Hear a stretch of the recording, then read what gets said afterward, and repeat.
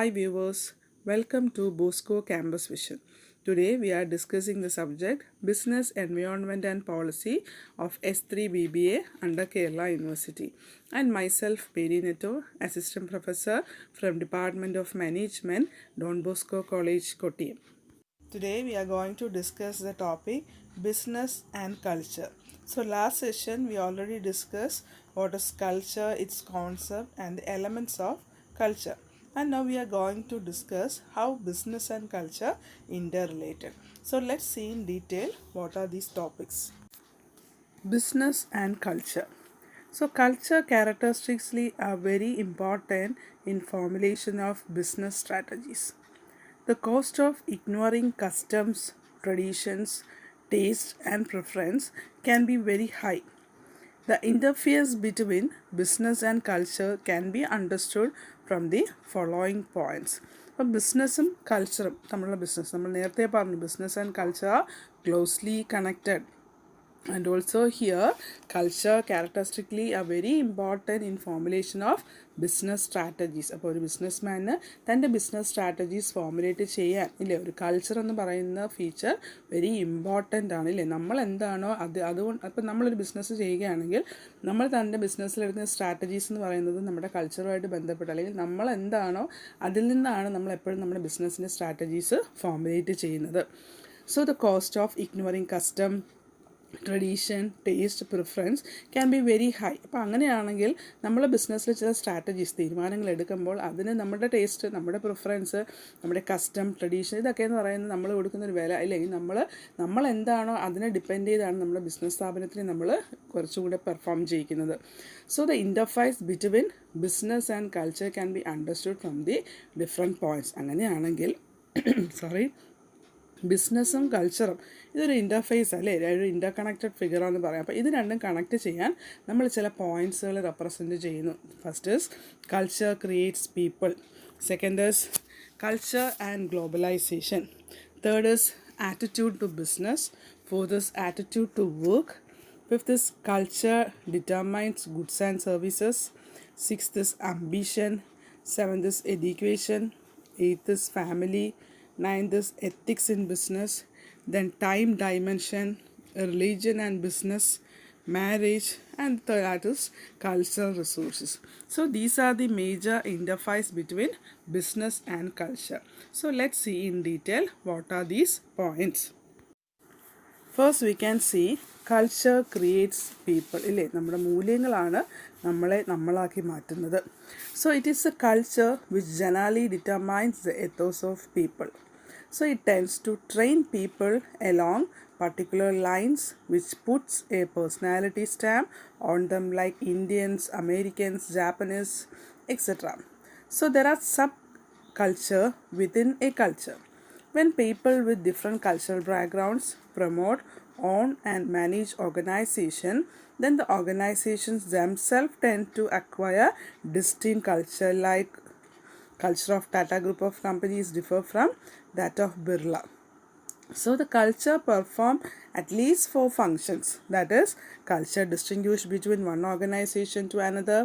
It conveys sense of identity for the organization member. It helps to creating a sense of commitment to do something nobler than one's own interest. Or it enhance social system stability. So we can say culture act like social glue that helps to hold the organization together by providing appropriate standards for behavior of members of organization. ഇവിടെ നമ്മൾ പറയുന്നത് എന്താണ്, culture creates people ഇല്ലേ. അതായത് നമ്മൾ പറഞ്ഞു ഇല്ലേ, നമ്മളാക്കി തീർക്കുന്നത് നമ്മുടെ കൾച്ചറൽ ബാക്ക്ഗ്രൗണ്ട്, നമ്മുടെ കൾച്ചറാണ്. So it tend to train people along particular line which put a personality stamp ഇല്ലേ. അപ്പോൾ ഒരു വ്യക്തി ആകുന്നത് എങ്ങനെയാണ്, നമ്മുടെ ഒരു കൾച്ചർ. ഇപ്പോൾ നമ്മുടെ നാട് വിട്ട് പുറത്തോട്ടൊക്കെ പോയാൽ നമ്മൾ പർട്ടിക്കുലർലി ഇന്ത്യൻസ്, ഓരോ രാജ്യക്കാരെ നമ്മൾ പറയുന്നുണ്ട്, അമേരിക്കൻസ്, ജാപ്പനീസ്. അപ്പം എന്തുകൊണ്ടാണ് നമ്മൾ ആ ഓരോ രാജ്യക്കാരായിട്ട് നമ്മൾ തരംതിരിക്കുന്നത്, അത് നമ്മുടെ കൾച്ചറിൻ്റെ ഒരു ഭാഗമാണ്. So there are sub culture വിത്തിനെ കഴിഞ്ഞ് ഒരു കൾച്ചറിനകത്ത് തന്നെ സബ് കൾച്ചേഴ്സ് വരും. That is when people with different cultural background promote their own organisation, then the organisation tend to acquire distinct culture. അല്ലേ, ഈ ഇന്ത്യൻസ്, ഇപ്പോൾ ഇന്ത്യൻസ് കോമൺ ആയിട്ട് എടുക്കുകയാണെങ്കിൽ അതിലൊരു 2 എക്സാമ്പിൾ പറഞ്ഞു, ടാറ്റ ഗ്രൂപ്പും ബിർള ഗ്രൂപ്പും. അല്ലേ, 2 പേർക്കും അവരുടേതായ ചില കൾച്ചറൽ ബാക്ക്ഗ്രൗണ്ട്സ് ഉണ്ട്. അപ്പം ടാറ്റ എടുക്കുന്ന കൾച്ചറൽ സ്ട്രാറ്റജീസ് അല്ലെങ്കിൽ ബിസിനസ് സ്ട്രാറ്റജീസ് ആയിരിക്കത്തില്ല ബിർള പ്രൊവൈഡ് ചെയ്യുന്നത്. അപ്പം 2 പേർക്കും അവരുടേതായ ചില കൾച്ചറൽ അഡ്വാൻറ്റേജസ് ഉണ്ട്. സോ അതുകൊണ്ട് തന്നെ നമുക്ക് പറയാം culture performs at least 4 functions. That is culture distinguish between one organisation to organisation another. അല്ലെങ്കിൽ അപ്പോൾ നമുക്ക് എന്ത് പറയാം, എപ്പോഴും ഒരു ഓർഗനൈസേഷനിൽ നിന്ന് വേറൊരു ഓർഗനൈസേഷൻ്റെ കൾച്ചർ ഡിഫറൻസ് ആണ്. ഇപ്പോൾ നമ്മുടെ കോളേജിൽ അല്ലേ എപ്പോഴും ഫാദർ പറയുന്നൊരു കാര്യം, ഡോൺ ബോസ്കോയ്ക്ക് ഒരു കൾച്ചറുണ്ട് എന്ന് പറഞ്ഞാൽ നമ്മുടെ കോളേജിൽ നടക്കുന്നത് നമ്മുടെ കൾച്ചറല്ല, വേറൊരു ഓർഗനൈസേഷൻ അല്ലെങ്കിൽ വേറൊരു കോളേജുകളിൽ ചെല്ലുമ്പോൾ എൻറ്റയർലി ഡിഫറെൻ്റ് ആണ് അല്ലേ നമ്മുടെ ആക്ടിവിറ്റി വേറൊരു സ്ഥാപനമായിട്ട്. അപ്പോൾ അതുകൊണ്ട് തന്നെ നമ്മളെ ഐഡൻറ്റിഫൈ, ഇപ്പോൾ അച്ഛൻ പറയുന്നത് എന്തുകൊണ്ടാണ്, നമ്മളെ ഐഡൻറ്റിഫൈ ചെയ്യുന്നത് ഡോൺ ബോസ്കോയിലെ കുട്ടികളാണ്, നമ്മുടെ കൾച്ചർ. അപ്പം നമ്മൾ അതുപോലെ ആണെങ്കിൽ മാത്രമേ നമ്മളൊക്കെ ഒരു ഐഡൻറ്റിറ്റി നമുക്കവിടെ കിട്ടുകയുള്ളൂ. അപ്പോൾ എപ്പോഴും കൾച്ചർ ഡിസ്റ്റിങ്ക്വിഷ് ചെയ്യുന്ന ഒരു ഓർഗനൈസേഷനിൽ നിന്ന് മറ്റൊരു ഓർഗനൈസേഷനെ ഒരു ഡിഫറെൻ്റായിട്ട് കാണിക്കാൻ കൾച്ചർ ഹെൽപ്പ് ചെയ്യുന്നു.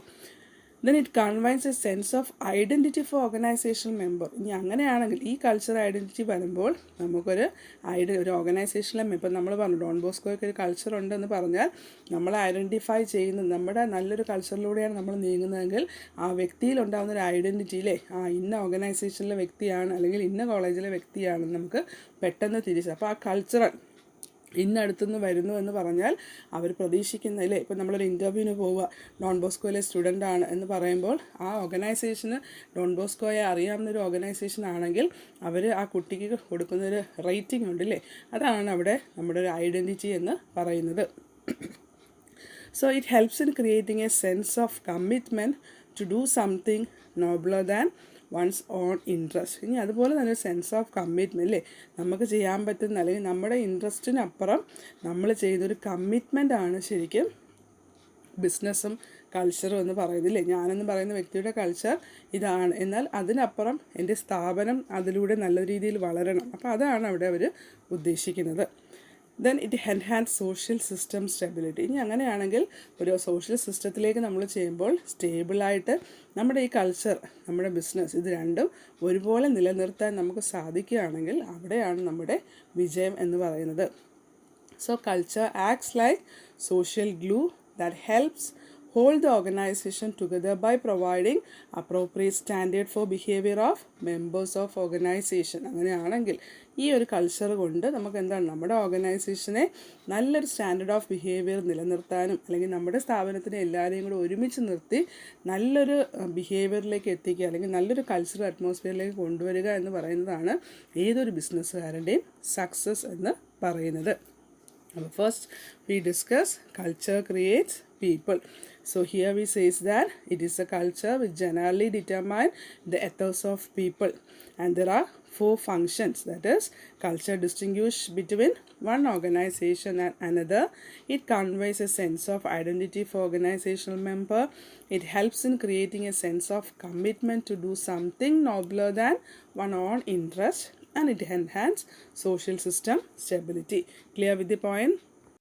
Next we can discuss culture and globalization. So here, as one move from one country to another, there is a common element of cultural shock, that is confusion, disorientation and emotional upheaval. And we can say an example, that is an executive transfer from India to Japan will receive lot of adjustments to make.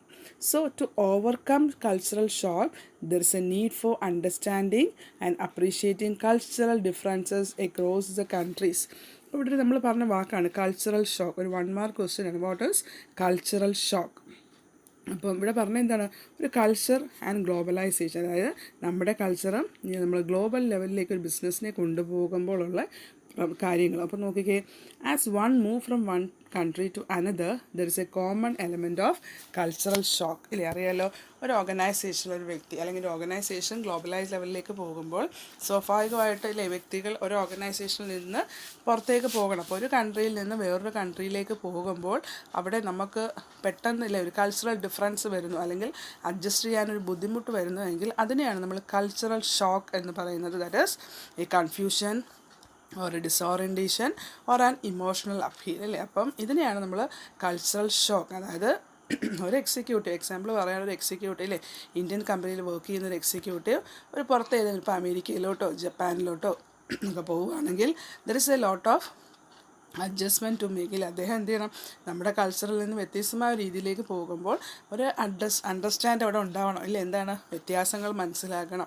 To overcome a cultural shock there is a need for understanding and appreciating cultural differences across the country. അപ്പം ഈ cultural shock അദ്ദേഹം overcome ചെയ്യണമെങ്കിൽ അദ്ദേഹം ആദ്യം എന്താണ് മനസ്സിലാക്കേണ്ട ഒരു fact എന്താണ്, ഈ കൾച്ചറൽ ഡിഫറൻസസ് ഇന്ത്യയിലായിരുന്നപ്പോൾ എന്തായിരുന്നു, ഞാനിപ്പോൾ എവിടെ നിൽക്കുന്നു, ഇവരുടെ സ്റ്റൈൽ എങ്ങനെയാണ്, വർക്കിംഗ് അറ്റ്മോസ്ഫിയർ എങ്ങനെയാണ്, അത് മനസ്സിലാക്കുകയാണെങ്കിൽ മാത്രമേ ഈ കൾച്ചറൽ ഷോക്കിൽ നിന്ന് അദ്ദേഹത്തിന് എന്ത് ചെയ്യാൻ പറ്റൂ, റിലീവ് ചെയ്യാൻ പറ്റൂ. അപ്പോൾ clear with the second one, culture and the globalisation. So third we can discuss attitude to business. Here businessman must have some basic set of philosophies to guide their action. That is belief, value system concerning what is right and what is wrong are basic to business activity. Or attitude of people toward business is largely determined by their culture. അപ്പോൾ നമ്മൾ മൂന്നാമത് പറഞ്ഞ എന്താണ്, attitude to business അല്ലേ. നമ്മുടെ attitude ഇല്ലേ, എൻ്റെ ബിസിനസ്സിനോടുള്ള എൻ്റെ attitude is basically determined the set of philosophy to guide their action. ഇപ്പോൾ ഒരു ബിസിനസ്മാൻ ആണെങ്കിൽ he must have some basic set of philosophies ഇല്ലേ. നമുക്ക് എല്ലാവർക്കും തന്നെ എന്താണ്, ഇപ്പോൾ നിങ്ങൾ പഠിക്കുന്ന കാലഘട്ടത്തിൽ നിങ്ങൾക്ക് അങ്ങനെ ഫിലോസഫി കാണത്തില്ല, പക്ഷേ നമ്മൾ ഇല്ലേ പഠിച്ചൊക്കെ കഴിഞ്ഞൊരു ജോലിയിലേക്ക് കയറുമ്പോൾ അല്ലെങ്കിൽ ഒരു സ്ഥാപനം സ്വന്തമായിട്ട് തുടങ്ങുമ്പോൾ, നാളെ ഒരു ലൈഫ് ആരംഭിക്കുമ്പോൾ നമുക്ക് നമ്മുടേതായ ചില എത്തിക്സുകൾ, നല്ല ഫിലോസഫി അല്ലേ, ഞാൻ ഇങ്ങനെ ചെയ്യൂ, ഇതെനിക്ക് സത്യസന്ധമായിട്ട് മുന്നോട്ട് നീങ്ങണം, അല്ലെങ്കിൽ ഞാൻ കള്ളം പറയത്തില്ല. അപ്പോൾ അങ്ങനെ ചില എത്തിക്സിലൂടെയാണ് നമ്മൾ മുന്നോട്ട് നീങ്ങുന്നത്. So the belief value system concerning what is right and what is wrong are basic to business activity. അപ്പോൾ ശരിയേത് തെറ്റേത് എന്ന് പറയുന്നത് നമ്മുടെ ബിസിനസ് ആക്ടിവിറ്റി ഡിപ്പെൻഡ് ചെയ്ത് നമ്മളുടെ എത്തിക്സ് അല്ലെങ്കിൽ നമ്മുടെ ഫിലോസഫിയെ ഡിപ്പെൻഡ് ചെയ്തിരിക്കും what is right what is wrong എന്നുള്ളത്. So attitude of people toward business is largely determined by their culture അല്ലേ. അപ്പോൾ ഒരു വ്യക്തിയുടെ ആറ്റിറ്റ്യൂഡ് എന്ന് പറയുമ്പോൾ നമ്മുടെ കൾച്ചർ കൂടുതൽ ഡിറ്റർമൈൻ ചെയ്യും. ഇപ്പോൾ നമ്മൾ ക്ലാസ്സിലാണെങ്കിലും മിസ് വഴക്ക് പറയുമ്പോൾ പറയാം, നിങ്ങൾ ചെറുപ്പത്തിലെ പഠിച്ചത് ഇങ്ങനെയാണ്, നിങ്ങൾ വീട്ടിൽ ഇങ്ങനെ ആയതുകൊണ്ടാണ് നിങ്ങൾ ഇങ്ങനെ പെരുമാറുന്നതെന്നൊക്കെ പറഞ്ഞ് തിരുത്താറുണ്ട് പല കാര്യങ്ങളും. അപ്പോൾ എന്തുകൊണ്ടാണ്, ബേസിക്കലി നമ്മുടെ കൾച്ചറിൽ നമ്മൾ ഒരു സൊസൈറ്റിയിൽ ഇപ്പം ഒരു കൾച്ചർ എന്ന് പറയുമ്പോൾ ആദ്യം ഉണ്ടാവേണ്ടത് എവിടെ നിന്നാണ്, ഫാമിലിയിൽ നിന്നല്ലേ. നമ്മൾ ജനിക്കുമ്പം വീട്ടിൽ നിന്നാണ് നമുക്കത് കിട്ടേണ്ടത്, പിന്നെയാണ് നമ്മൾ സ്കൂളിലേക്കും സൊസൈറ്റിയിലേക്കൊക്കെ വരുന്നത്. അപ്പം പലയിടത്തു നിന്നാണ് നമുക്ക് ഈ കൾച്ചർ നമ്മൾ അക്വയർ ചെയ്യുന്നത്. അപ്പോൾ ഒരു വ്യക്തിയുടെ ആറ്റിറ്റ്യൂഡ് എന്ന് പറയുമ്പോൾ it is toward the largely determined by their culture. അപ്പോൾ ഒരു കൾച്ചറുമായിട്ട് ഡിപ്പെൻഡ് ചെയ്ത്, അപ്പോൾ ഇവിടെ നമ്മൾ പറയുന്നത് ഒരു ബിസിനസ്സുമായിട്ട് ബന്ധപ്പെട്ട് ഒരു വ്യക്തി തീരുമാനം എടുക്കുമ്പോൾ അത് എന്തിനെ ഡിപ്പെൻഡ് ചെയ്തിരിക്കും, അവൻ്റെ കൾച്ചറിനെ ഡിപ്പെൻഡ് ചെയ്തിരിക്കും. So we discuss the third one, attitude to business. Clear with the point? Then we discuss the fourth one, attitude to work. Here, how a worker look at his work depend on his culture. That is, motivation, morale, and other related aspect of human resource management are based on workers' attitude to work. That is, Japanese have achieved progress because of their commitment to work. ഇല്ലേ, ഒരു attitude to work ഇല്ലേ, നമുക്കൊരു ജോലി തന്നാൽ നമുക്ക് അതിനകത്തുള്ളൊരു attitude. ഇപ്പം നിങ്ങൾക്ക് തന്നെ അറിയാം, നമ്മുടെ കോളേജിൽ ഒരുപാട് ഇല്ലേ ഇവൻറ്റ്സുകൾ കണ്ടക്ട് ചെയ്യാറുണ്ട്. നിങ്ങൾ തന്നെയാണ് പല കമ്മിറ്റീസായിട്ട് ഫോം ചെയ്ത് അതിനെ ഒരു ഇല്ലേ ടീച്ചർ കോർഡിനേറ്റേഴ്സ് കാണുമെങ്കിലും കൂടുതലും വർക്ക് ചെയ്യുന്ന നിങ്ങൾ ഓരോരുത്തരുമാണ് അല്ലേ. അപ്പോൾ നിങ്ങൾക്ക് തന്നെ അറിയാം അതിനകത്തുണ്ടാകുന്നൊരു മോട്ടിവേഷൻ, ഒരു മൊറൈൽ. അപ്പോൾ ഇതിനെയൊക്കെ ഓരോരുത്തർക്ക് ഇപ്പോൾ ചിലരെ ഒരു ഗ്രൂപ്പിലിട്ട് കഴിഞ്ഞാൽ അവർ എന്താണ് ചെയ്യാറില്ല, ചിലരെ സംബന്ധിച്ചിടത്തോളം ഞങ്ങൾ ചെയ്യാമെന്ന് പറഞ്ഞാൽ അവർ ഏറ്റെടുത്ത് ചെയ്യും. അപ്പം നമ്മുടെ ഒരു വർക്കിൽ നമുക്ക് വരുന്നൊരു ആറ്റിറ്റ്യൂഡ് ഇല്ലേ, ഇപ്പം നമ്മുടെ ഈ കഴിഞ്ഞ ഓൺലൈൻ ഓണം സെലിബ്രേഷൻ എടുത്താൽ തന്നെ അറിയാം അല്ലേ, നമ്മുടെ ക്ലാസ്സുകളുടെ പ്രോഗ്രാംസ് ഇല്ലേ, ചിലർ പാർട്ടിസിപ്പേറ്റ് ചെയ്തു, ചിലർ കണ്ടില്ല, ചിലർ പാർട്ടിസിപ്പേറ്റ് ചെയ്തു, അപ്പം ചിലർ ആക്റ്റീവായിട്ട് മുന്നോട്ട് വന്നു. അപ്പം ഒരു ജോലി നമ്മളെ ഏൽപ്പിക്കുമ്പോൾ അതിലേക്ക് നമുക്ക് വരുന്ന നമ്മുടെ ആറ്റിറ്റ്യൂഡ്, അതാണ് കൾച്ചറിനെ റിഫ്ലക്റ്റ് ചെയ്യുന്നത്. So however A worker look at his work depend on his culture. അപ്പം ഒരു വ്യക്തി ഒരു വർക്കിനെ എങ്ങനെ നോക്കി കാണുന്നു, അതാണ് നമ്മുടെ കൾച്ചർ എന്ന് പറയുന്നത്. ഇപ്പോൾ ചിലർ വർക്ക് ഏൽപ്പിച്ചാൽ എപ്പോഴും പോസിറ്റീവാണ്, ചിലർ ആദ്യം തന്നെ എന്താണ് നോ എന്നെക്കൊണ്ട് പറ്റത്തില്ല എന്ന് പറയും. അങ്ങനെയല്ല, നമ്മൾ എപ്പോഴും എന്ത് ചെയ്യണം, ഒപ്റ്റിമിസ്റ്റിക് ആയിട്ടല്ലേ, പോസിറ്റീവായിട്ട് മുന്നോട്ട് നീങ്ങുക. സോ ഒരു motivation, morale and other related aspects of human resource management are based on workers attitude to work. അപ്പം അങ്ങനെയാണെങ്കിൽ ഒരു വ്യക്തിക്ക് ഒരു ജോലി ചെയ്യാൻ എന്തൊക്കെ വേണം? ഒന്ന് മോട്ടിവേഷൻ അല്ലേ, ഒരു പോസിറ്റീവ് മോട്ടിവേഷൻ ഉണ്ടാവണം. പിന്നെ ഒരു മൊറൈൽ, ഒരു ആത്മവീര്യം, എന്നെക്കൊണ്ട് പറ്റും, ഞാനത് ചെയ്യും.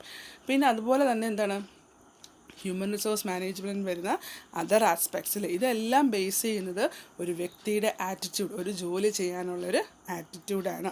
ഇപ്പോൾ എക്സാമ്പിൾ നമുക്ക് പറയാം, ഇപ്പോൾ ജാപ്പനീസ്, നമുക്ക് എല്ലാവർക്കും അറിയാം, ജാപ്പനീസ് പ്രോഡക്ട്സിന് മാർക്കറ്റിൽ ഡിമാൻഡ് കൂടുതലാണ്. എന്തുകൊണ്ടാണ്? They have achieve progress because of the commitment to work ഇല്ലേ, അവരൊരു ജോലി ഏറ്റെടുത്താൽ അവരുടെ കമ്മിറ്റ്മെൻറ്റ് ഇല്ലേ, അത് ക്വാളിറ്റിയോടെ ഇറക്കണം. അതാണ് അവരുടെ ഏറ്റവും വലിയ അഡ്വാൻറ്റേജ് എന്ന് പറയുമ്പോൾ നമ്മൾ ഓരോരുത്തരും തന്നെ ജാപ്പനീസ് പ്രോഡക്റ്റ് ഹയർ ചെയ്യുന്നുവെങ്കിൽ നമുക്കറിയാം അത് 100% ക്വാളിറ്റി ഓറിയൻറ്റഡ് ആണ് ഇല്ലേ, സക്സസ്ഫുൾ പ്രോഡക്ട്സുകളാണ്. അപ്പം അങ്ങനൊരു പ്രോഡക്റ്റ് ഇറങ്ങുന്നുവെങ്കിൽ അവരുടെ കമ്മിറ്റ്മെൻറ്റ്, ഒരു ജോലിയിലുള്ള കമ്മിറ്റ്മെൻറ്റ് ഇല്ലേ, അത് ക്വാളിറ്റിയോടെ ഇറക്കുന്നു. അതാണ് ഒരു ആറ്റിറ്റ്യൂഡ് ടു വർക്ക് എന്ന് പറയുന്നത്. So clear with the point. Next we can discuss the fifth point, that is culture determines goods and services.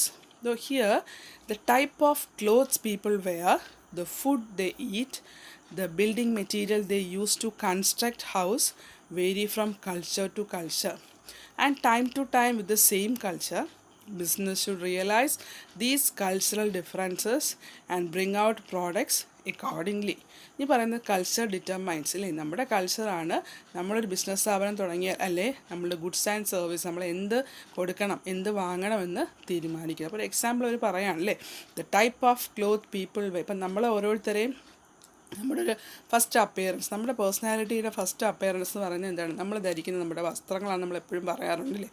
അപ്പോൾ the type of cloth people wear, the food they eat, അവർ കഴിക്കുന്ന ആഹാരം, the building material they construct house from culture to culture and time to time with the same culture അല്ലേ. അതുപോലെ തന്നെ എന്താണ്, ഒരു building material, ഇപ്പോൾ ഒരു ഓർഗനൈസേഷൻസിൻ്റെ കേസ് എടുക്കുകയാണെങ്കിൽ ഓരോന്നിനും ഓരോ രീതിയിൽ, അപ്പം അതിൻ്റെ ഒരു കൺസ്ട്രക്ഷൻ വർക്ക് കാണുമ്പോൾ തന്നെ അത് ആ ചെയ്ത ആളുടെ അല്ലെങ്കിൽ അവരുടെ ഒരു ഐഡിയ അല്ലെങ്കിൽ അവരുടെ കൾച്ചറുമായിട്ട് ഡിപ്പെൻഡ് ചെയ്തിട്ടാണ് അവരുടെ. ഇപ്പം നമുക്കാണെങ്കിൽ നമ്മളൊരു വീട് വയ്ക്കുകയാണെങ്കിൽ ഓരോരുത്തർക്കും അവരുടേതായ ഐഡിയ ഉണ്ട്. ആ ഐഡിയ എന്താണ്? ശരിക്കും നമ്മുടെ കൾച്ചർ, നമ്മുടെ ആഗ്രഹങ്ങളാണ് നമ്മളതിനെ മോഡിഫൈ ചെയ്യുന്നത്. So business should realise these cultural differences. അങ്ങനെയാണെങ്കിൽ ബിസിനസ് തിരിച്ചറിയണം ഈ cultural differences and bring out products accordingly. അങ്ങനെയാണെങ്കിൽ ഒരു ബിസിനസ് സ്ഥാപനം പുറത്തേക്ക് കൊണ്ടുവരുന്ന പ്രോഡക്ട്സ് അതനുസരിച്ചായിരിക്കണം. കാരണം കസ്റ്റമേഴ്സ് ആഗ്രഹിക്കുന്നത്, പല കൾച്ചറൽ ബാക്ക്ഗ്രൗണ്ട്സിൽ നിന്ന് വരുന്ന കസ്റ്റമേഴ്സ് ഉണ്ട്, അവർ പലരും ആഗ്രഹിക്കുന്ന പല രീതിയിലുള്ള പ്രോഡക്ട്സുകളാണ്. അപ്പോൾ ഇതെല്ലാം തന്നെ നമ്മൾ എന്ത് ചെയ്യണം? പല രീതിയിൽ. അപ്പം ബിസിനസ്സുകാരൻ എന്ന നിലയിൽ നമ്മൾ ചിന്തിക്കേണ്ട എന്താണ്? Should realise the cultural differences and bring out products accordingly. ഈ കൾച്ചറൽ ഇപ്പോൾ ഇന്ത്യയിൽ പ്രോഡക്ട്സ് വയ്ക്കുന്ന ഒരാളാണെങ്കിൽ അറിയണം ഇന്ത്യൻ മാർക്കറ്റിൽ കസ്റ്റമേഴ്സിൻ്റെ കൾച്ചറൽ ഡിഫറൻസുകൾ എന്തൊക്കെയാണ്, അവരാഗ്രഹിക്കുന്ന പ്രോഡക്ട്സുകൾ ഏതൊക്കെയാണ്. അങ്ങനെയാണെങ്കിൽ പ്രോഡക്ട്സുകളുടെ പല വേരിയൻസ് ഒരേ മാർക്കറ്റിൽ നമുക്ക് കൊടുക്കാൻ സാധിക്കും. അതാണ് അവിടെ culture determines goods and services എന്ന് പറയുന്നത്. Clear with the point? Culture determines goods and services. So today we discuss the topic business and culture and the following points. So I hope you all understood the topic. So what is business and culture? I think you are very clear with the topic. So culture is characterized very important in formulation of business strategy. So the interface between business and culture can be understood from the following points. So today we discuss the 5 points regarding this, that is culture creates people, culture and globalization, attitude to business, attitude to work, and culture determines goods and services. So the first 5 points are to be discussed today, and the balance portions will be discussed in the next lecture series. So I hope you all understood the small topic. So prepare well, study well. This is the end of today's session. Thank you.